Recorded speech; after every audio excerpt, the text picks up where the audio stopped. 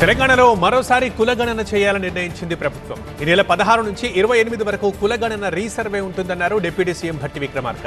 సర్వేలో భాగస్వామ్యం కాని వారు రీసర్వేలో వివరాలు అందించాలని కోరారు. కులగణన సర్వేలో కేవలం 3% మంది మాత్రమే పాల్గొనలేదని చెప్పారు. వారంతా రీసర్వేలో వివరాలు నమోదు చేసుకోవాలని కోరారు భట్టి. కులగణన సర్వే ఓ బోగస్ అన్నారు కేంద్ర మంత్రి బండి సంజయ్. 60 లక్షల మంది వివరాలు గల్లంతైనట్లు చెప్పారు. మళ్లీ ఇంటింటికి వెళ్లి సర్వే చేయాలని డిమాండ్ చేశారు. కులగణన సర్వేను గ్రామ సభల్లో ఆమోదించాలన్నారు.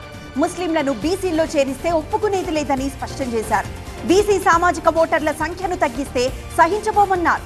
సర్వేలో తప్పిదాలను ఇకపై సరిదిద్దాలని కోరారు. కులగణన తప్పుల తడకగా ప్రభుత్వమే ఒప్పుకుందన్నారు కేటీఆర్. సర్వేపై తాము అభ్యంతరం చెప్పినా వినలేదన్నారు. రీసర్వేను సక్రమంగా చేయాలని కోరారు. బీసీలకు 42% రిజర్వేషన్లు కల్పించిన తర్వాతే స్థానిక సంస్థల ఎన్నికలు జరపాలన్నారు. తూతూ మంత్రంగా తీర్మానం చేస్తామంటే ఊరుకోబోమన్నారు. కేంద్రం పరిధిలోకి నెట్టి తప్పించుకుంటే అంగీకరించబోమంటూ ట్వీట్ చేశారు. స్థానిక సంస్థల ఎన్నికల్లో పార్టీ పరంగా 42% కాకుండా చట్ట ప్రకారం బీసీలకు రిజర్వేషన్లు పెంచాలన్నారు బీసీ నేత కృష్ణయ్య. అందుకు అఖిలపక్ష సమావేశం ఏర్పాటు చేయాలని కోరారు. హైదరాబాద్ బషీర్బాగ్ లో బీసీ యువజన సంఘం భేటీలో మాట్లాడారు. పంచాయతీ ఎన్నికల్లో బీసీలకు 42% రిజర్వేషన్ కల్పించాలని కోరారు. అసెంబ్లీలో బీసీ రిజర్వేషన్లు 42%కి పెంచుతూ చట్టం చేయాలన్నారు. 15వ ఆర్థిక సంఘం సిఫార్సుల ప్రకారం పన్నుల్లో రాష్ట్రాలకు వాటా ఇవ్వాలన్నారు మాజీ మంత్రి హరీష్ రావు. 41% రాష్ట్రాలకు వాటా రావాలన్నారు. సెస్ సర్ఛార్జీలు విధించడంతో రాష్ట్రాలకు వచ్చే పన్నుల వాటా క్రమంగా తగ్గుతోందన్నారు. పన్నుల వాటా తగ్గడంతో రాష్ట్రాల మధ్య అంతరం పెరిగే అవకాశం ఉందన్నారు. దీన్ని నివారించాలంటే పన్నుల్లో వాటా సమానంగా ఇవ్వాలని కోరారు హరీష్. నాగారం భూములపై తెలంగాణ హైకోర్టు విచారించింది. సర్వే నంబర్ 181లోని 103 ఎకరాల భూమిని ప్రైవేట్ వ్యక్తులకు ఎలా అప్పగించారని ప్రశ్నించింది కోర్టు. 2 వారాల్లోగా కౌంటర్ దాఖలు చేయాలని ప్రభుత్వాన్ని ఆదేశించింది. నిషేధిత ఆస్తుల జాబితాలో ఉన్న భూమిని ప్రైవేట్ పార్టీలకు అప్పగించడంపై ఆరా తీసింది. నిషేధిత ఆస్తుల జాబితాలోకి తీసుకొస్తూ ఇచ్చిన ఉత్తర్వుల కాపీని కోర్టుకు అందించాలని సూచించింది. ఏపీ డిప్యూటీ సీఎం భవన్ ఆలయాల సందర్శన కొనసాగుతోంది. కేరళ తిరువనంతపురం తిరువళ్లంలోని పరశురామ ఆలయాన్ని దర్శించుకుని ప్రత్యేక పూజలు చేశారు పవన్. దేవస్థాన ట్రస్ట్ సభ్యులు పవన్ కి ఆలయ మర్యాదలతో స్వాగతం పలికారు. పవన్ వెంట ఆయన కొడుకు అఖిరానందన్, టీటీడీ బోర్డు సభ్యుడు ఆనంద్ సాయి కూడా ఉన్నారు. ఆలయాల సందర్శన పూర్తిగా తన వ్యక్తిగతమన్నారు పవన్. తన పర్యటనకు రాజకీయ సంబంధం లేదని స్పష్టం చేశారు. 4 ఏళ్ల నాటి మొక్కులు చెల్లించుకునేందుకే ఆలయాల బాట పట్టానన్నారు. ఆరోగ్యం సహకరించకున్నా రావాల్సి వస్తోందని క్లారిటీ ఇచ్చారు.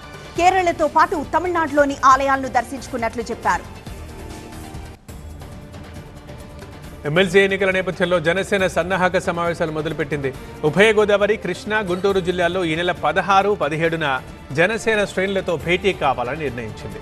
ఎమ్మెల్యేలు, ఎంపీలు, నేతలతో మంత్రి నాదెండ్ల మనోహర్ ప్రత్యేకంగా సమావేశమవుతారు. కూటమి అభ్యర్థులు విజయం సాధించడానికి అనుసరించాల్సిన వ్యూహంపై పార్టీ శ్రేణులకు దిశానిర్దేశం చేస్తారు. తెలంగాణ సచివాలయంలో నకిలీ అధికారుల హల్చల్ కొనసాగుతోంది. ఇప్పటికే 2 నకిలీ ఉద్యోగుల్ని గుర్తించిన సెక్యూరిటీ తాజాగా మరొక ఉద్యోగిని పట్టుకుంది. ఐఏఎస్ అధికారిగా చలామణి అయ్యేందుకు ప్రయత్నించిన నిందితుడు బాలకృష్ణని అదుపులోకి తీసుకున్నారు. ఉద్యోగాల పేరుతో నాగర్ కర్నూలు జిల్లాకు చెందిన 2 దగ్గర 20,000 రూపాయలు వసూలు చేసినట్లు గుర్తించారు. హైదరాబాద్ సచివాలయ 5వ అంతస్తు పైకప్పు పెచ్చులూడిపడ్డాయి. ఈ ప్రమాదంలో రామగుండం మార్కెట్ కమిటీ చైర్మన్ వాహనం స్వల్పంగా ధ్వంసమైంది. పెద్ద శబ్దాలతో పెచ్చులూడిపడడంతో ఉద్యోగులు భయంతో వణికిపోయారు. పెచ్చులూడిపడిన సమయంలో అక్కడ ఎవరూ లేకపోవడంతో ప్రమాదం తప్పిందంటున్నారు.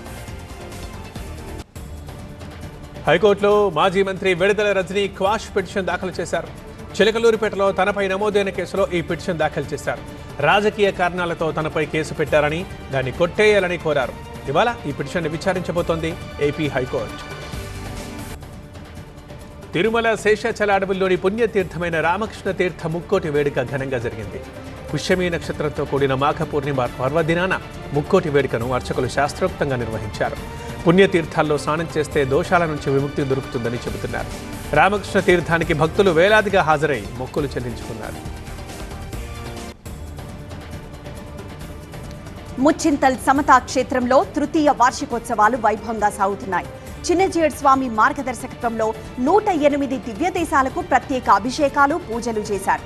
వందలాదిగా వచ్చిన భక్తులకు తీర్థ ప్రసాదాలు అందజేసి అనుగ్రహ భాషణం చేశారు చిన్నజీయర్ స్వామి. తీర్థకోష్ఠి తర్వాత దివ్య దేశాలకు తిరుమంజన సేవ జరిగింది. అనంతరం స్వామివార్లకు శేష వస్త్రాల సమర్పణ, పూర్ణాహుతి నిర్వహించారు. శ్రీకాకుళంలో Thandel movie team success meet కు రెడీ అయింది. ఆర్ట్స్ కాలేజ్ మైదానంలో జరిగే ఇవాళ సాయంత్రం జరిగే సక్సెస్ మీట్ కు హీరో నాగ చైతన్య, హీరోయిన్ సాయి పల్లవి, అల్లు అరవింద్ సహా టీం అంతా వస్తున్నట్లు చెప్పారు నిర్మాత బన్నీవాసు. తండేల్ సినిమాను డి మత్స్యలేశం గ్రామంలో జరిగిన వాస్తవ కథ ఆధారంగా రూపొందించామన్నారు. సిద్దిపేటలో ఏసీబీ అధికారులు దాడులు చేశారు. దుబ్బాక రెవెన్యూ ఇన్స్పెక్టర్ ₹1,00,000 లంచం తీసుకుంటుండగా రెడ్ హ్యాండెడ్గా పట్టుకున్నారు. పట్టా పాస్ పుస్తకంలో పేరు మార్పు కోసం ఒక మహిళా రైతు నుంచి లంచం డిమాండ్ చేశాడు ఆర్ఐ నరసింహారెడ్డి. లంచం ఇష్టం లేని బాధితురాలు ఏసీబీని ఆశ్రయించింది. కర్ణాటక సరిహద్దు నుంచి హైదరాబాద్ కు బైక్ పై తరలించిన గంజాయిని పట్టుకున్నారు ఎన్ఫోర్స్మెంట్ పోలీసులు. వికారాబాద్ జిల్లా పరిగి శివార్లో ఇద్దరిని అదుపులోకి తీసుకున్నారు. వారి నుంచి 3 కిలోలకు పైగా గంజాయిని సీజ్ చేశారు. గంజాయి సరఫరా లింకులపై విచారిస్తున్నట్లు చెప్పారు. మత్తు పదార్థాలు అమ్మినా సరఫరా చేసినా కఠిన చర్యలు తప్పవని హెచ్చరించారు. సత్యసాయి జిల్లా బొగ్గలపల్లి దగ్గర కంది పంటకు దుండగులు నిప్పు పెట్టారు. చేతికొచ్చిన పంట కళ్ళెదుటే తగులబట్టంతో బాధిత రైతులు కన్నీరు మున్నీరుగా విలపించారు. మంటల్ని అదుపు చేసేందుకు ఎంతో ప్రయత్నించినా వీలు కాకపోవడంతో ఫారెస్ట్ అధికారులకు ఇన్ఫర్మేషన్ ఇచ్చారు. అయితే సిబ్బంది వచ్చేలోపే 10 ఎకరాల పంట తగిలబడిపోయింది. కంటికి రెప్పలా కాపాడుకున్న పంట నష్టంతో ఏం చేయాలో తెలియని అయోమయంలో పడ్డారు రైతులు. ప్రభుత్వమే తమను ఆదుకోవాలని కోరుతున్నారు. వనపర్తి జిల్లాలో ధనీ నకిలీ యాప్తో ₹2 కోట్ల వసూలు చేసిన ముఠాని గుర్తించారు పోలీసులు. ఆ ముఠా కీలక నిందితుడిని పట్టుకుని అతని నుంచి 4 లక్షల నగదు, 6 సెల్ ఫోన్లు సీజ్ చేశామన్నారు ఎస్పీ గిరిధర్. ఈ కేసులో పరారీలో ఉన్న వారిని కూడా త్వరలోనే పట్టుకుంటామని స్పష్టం చేశారు. కోనసీమ జిల్లా అమలాపురం నుంచి కుంభమేళాకు ఆర్టీసీ బస్సులు బయలుదేరాయి. డిపో మేనేజర్ 6 బస్సులను జెండా ఊపి సాగనంపారు. హైదరాబాద్, విజయవాడతో పాటు పలు ప్రాంతాలకు చెందిన భక్తులు కుంభమేళాకు వెళ్లినట్లు చెబుతున్నారు. ఈ యాత్ర 8 రోజుల పాటు సాగుతుందన్నారు. ప్రయాణికులకు భోజనంతో పాటు అన్ని వస్తువులు అందిస్తున్నట్లు చెప్పారు.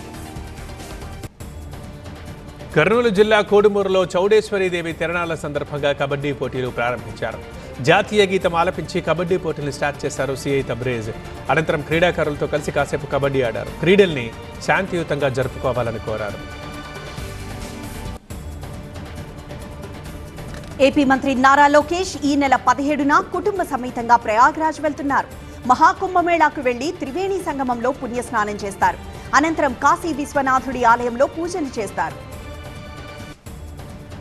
ఫ్రాన్స్ పర్యటనలో భాగంగా ప్రధాని మోదీ అక్కడి క్యాడరాక్లోని అంతర్జాతీయ థర్మో న్యూక్లియర్ ఎక్స్పెరిమెంటల్ రియాక్టర్ ITERని సందర్శించారు. ఆయన వెంట ఫ్రాన్స్ అధ్యక్షుడు ఇమాన్యుయల్ మ్యాక్రాన్ కూడా ఉన్నారు. దేశాధినేత ఒకరు ఈ కేంద్రాన్ని సందర్శించడం ఇదే ఫస్ట్ టైం. ప్రపంచంలోనే అతిపెద్ద ఫ్యూజన్ ఎనర్జీ ప్రాజెక్ట్ ఇది. ఈ ప్రాజెక్టులో భారత్ కూడా భాగస్వామిగా ఉంది. ఇందులో 200 మంది భారతీయ శాస్త్రవేత్తలు భాగంగా ఉన్నారు. ఫ్రెంచ్ స్టార్టప్ ఇంక్యుబేటర్ స్టేషన్ Fలో పాల్గొనేందుకు భారత స్టార్టప్స్కి ఫ్రాన్స్ అనుమతి మంజూరు చేసింది. 10 స్టార్టప్స్ని చేర్చుకునేందుకు ఫ్రాన్స్ సమ్మతి తెలిపిందని విదేశాంగ కార్యదర్శి విక్రమ్ మిశ్రీ తెలిపారు. రక్షణ, అంతరిక్ష, పౌర అణు సహకారం, ఆరోగ్యం, 2 దేశాల పౌరుల మధ్య సహకారంపై ఇద్దరు నేతలు చర్చించారు. ఫ్రాన్స్ పర్యటనలో భాగంగా మాసే నగరంలోని చారిత్రక మగాజ్వూ శ్మశాన వాటికను ప్రధాని మోదీ సందర్శించారు.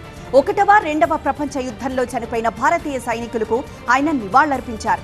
ఫ్రాన్స్ అధ్యక్షుడు ఇమాన్యుయల్ మెక్రాన్ ప్రధాని మోదీ వెంటున్నారు. భారతదేశ స్వాతంత్ర్యం కోసం మాసే నగరం నుంచే ధైర్యంగా తప్పించుకునే ప్రయత్నం వీర్ సావర్కర్ ప్రయత్నించారని మోదీ గుర్తు చేసుకున్నారు. మాసే నగరంలో భారత కాన్సులేట్ కార్యాలయాన్ని ఆయన ప్రారంభించారు. కొత్త ఆదాయ పన్ను బిల్లు ఇవాళ లోక్సభ ముందుకొచ్చే అవకాశం ఉంది. 23 చాప్టర్లు, 536 సెక్షన్లతో మొత్తం 622 పేజీలుగా ఈ బిల్లు ఉంది. ఈ బిల్లు ఆమోదం పొందితే 6 దశాబ్దాల నాటి చట్టం స్థానంలోకి వస్తుంది. ఇందులో గత సంవత్సరం అనే పదాన్ని తొలగించి ఆ స్థానంలో పన్ను సంవత్సరం అన్న పదాన్ని తీసుకొస్తున్నారు. ప్రస్తుత చట్టంలో ఉన్న వాటికంటే కొత్త బిల్లులో ఎక్కువ సెక్షన్లు, ఎక్కువ షెడ్యూళ్లు ఉండబోతున్నాయి. ఈ బిల్లు ప్రవేశపెట్టిన వెంటనే పరిశీలన కోసం దాన్ని పార్లమెంటరీ స్టాండింగ్ కమిటీకి పంపిస్తారు. పరమశివుడు కొలువు తీరిన అరుణాచలంలో అధికారులు, అర్చకులకు మధ్య గొడవ జరుగుతోంది. భక్తుల దగ్గర అర్చకులు డబ్బులు తీసుకుంటున్నారని అధికారులు ఆగ్రహం వ్యక్తం చేశారు. దీన్ని ఖండించిన అర్చకులు ఆలయంలో పూజలు నిలిపివేసి ఆందోళనకు దిగారు. అసత్యారోపణలు చేసిన అధికారులపై చర్యలు తీసుకోవాలని డిమాండ్ చేశారు. తన తెలివితేటలతో పార్టీకి నిధులు వస్తున్నాయని జన్సురాజ్ పార్టీ అధినేత ప్రశాంత్ కిషోర్ అన్నారు. ప్రధాని మోదీ, హోంమంత్రి అమిత్ షా సొంత రాష్ట్రం గుజరాత్కే సంపదంతా తరలిపోతోందని అంటున్నారు. బెంగళూరుకు చెందిన ఒక ధార్మిక సంస్థ జన్సురాజ్ పార్టీకి నిధులు అందిస్తోందని బీహార్ అధికార జేడీయూ ఆరోపిస్తోంది. బీహార్ యువత ఇక ఎప్పటికీ చీఫ్ లేబర్గా ఉండరని ప్రశాంత్ కిషోర్ అంటున్నారు.